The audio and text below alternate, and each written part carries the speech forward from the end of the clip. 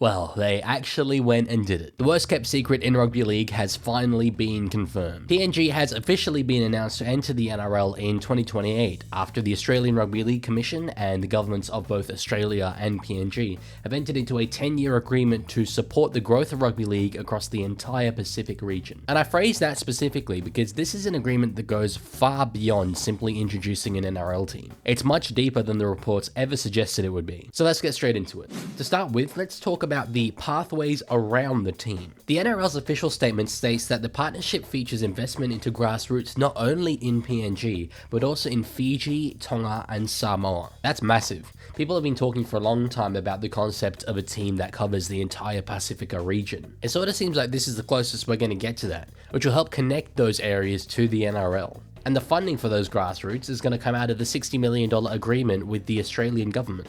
ARLC Chairman Peter V'landys has stated roughly half the funding in this historic agreement with the federal government will go to grassroots football and community programs in PNG, Fiji, Tonga, and Samoa. From the perspective of someone who adores international rugby league, that is the aspect of this deal that is the most exciting. Right now, the vast majority of those international sides, particularly Tonga and Samoa, are made up of guys who were born in Australia to Pacific Island parents. So it'd be good to additionally open up development pathways actually within those countries, promoting the development of domestic players as well. That'll make for a much stronger international game. V'landys also emphasized the impact that this will have on Papua New Guinea's socioeconomic development. Nearly half of all children in PNG don't attend primary school, and that's holding the country back massively. The idea is that with rugby league players being such heroes over there, getting those guys into school, encouraging kids to take their education seriously, will help to solve that problem. In V'landys' words, we know when rugby league is on the curriculum, kids go to school, and that changes lives. And in terms of actual benefit for the NRL,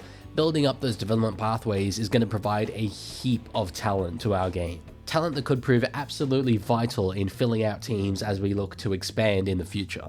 And talent that has the potential to transform the landscape of international rugby league. At the moment, the PNG Kumals are sort of the best of the rest on the international stage. A very good team, but a level below the likes of Australia, England, New Zealand, Tonga, and Samoa. But with this deal, that all has the potential to change. In terms of a numbers game, the potential is there. PNG has twice the population New Zealand does, and doesn't have to compete with rugby union domestically. And it is magnitudes bigger than the likes of Fiji, Tonga, Samoa, and the rugby league portion of England. If the investment results in even half decent facilities being built in PNG, the talent that could potentially come out of there literally could be game changing. And then you've obviously got the team itself. It's obviously been an extremely divisive idea, but one thing that is indisputable is that from the very first time a ball is kicked, this side is going to have literally millions of supporters. Obviously the vast majority of those fans will be from within PNG, but they'll also prove to be the ideal second team for fans across Australia and New Zealand. As for what the team will be called, a national competition is going to be run within PNG to pick the team's name, logo, and colours, with the current branding of the PNG Hunters Queensland Cup side set to be one of the options that the public get to pick from. What we do know is that they'll obviously be based out of Port Moresby, with the team training out of a new purpose-built facility within the city.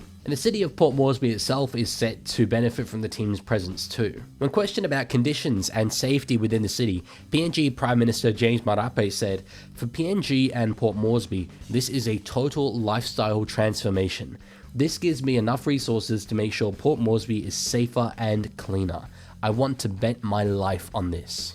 Marape also spoke about his confidence that the team will be able to attract existing talent with the help of the agreement with the Australian government to make sure that Australian nationals will be tax-free when playing for PNG. Interestingly, there's currently no sign of a similar agreement for New Zealand nationals, but that is obviously a much smaller proportion of the NRL's total player base. And with the team coming in 2028, there is time to negotiate a deal like that should they want to. The team's introduction still being several years away will also massively help them in terms of setting themselves up and getting ready to recruit players as soon as they're able to. Very few current contracts in the NRL extend all the way to 2028 anyway, so really there's a real open book in terms of players they could potentially sign. In terms of coaching, former NRL head coaches Jason Demetrio and Justin Holbrook have both been linked with the side, having coached the PNG Kummels before. But my money is on a bit of a more left field option in NRL and PNG legend Adrian Lamb. He's currently doing a very solid job over in the Super League as head coach of the Leigh Leopards, having previously coached the Wigan Warriors. His son Lachlan Lamb is also a former NRL player and currently plays under his dad at Leigh. Lachlan also captained the PNG Kummels only a few months ago.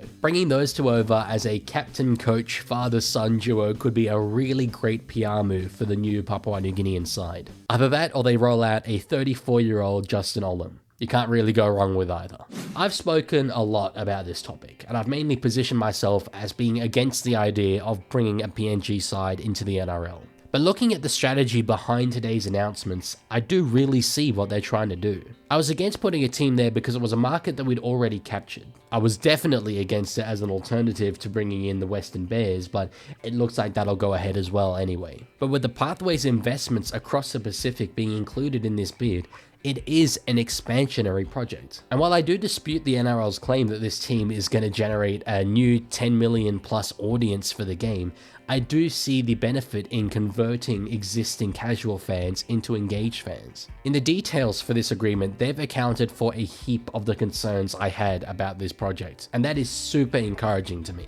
In Port Moresby, the demand to play rugby league is so high that they often have to limit junior games to only 15 minutes long to ensure that everyone has an opportunity to play the game. That is incredible passion, and it's going to prove an absolutely invaluable resource for our game to tap into. And there is no better rugby league experience than going to Port Moresby. We've all seen it on TV. We've all heard the players talk about it as one of the highlights of their careers. And now we'll get to see it every couple of weeks in the NRL. And that is something worth celebrating. But now, over to you. This is a major announcement in the history of our game, and I want to know what you guys as fans think of it. If you enjoyed the video, feel free to subscribe to the channel. We're trying to hit 4K by the end of the year, so that would be massively appreciated. Thanks for watching, and I'll see you later.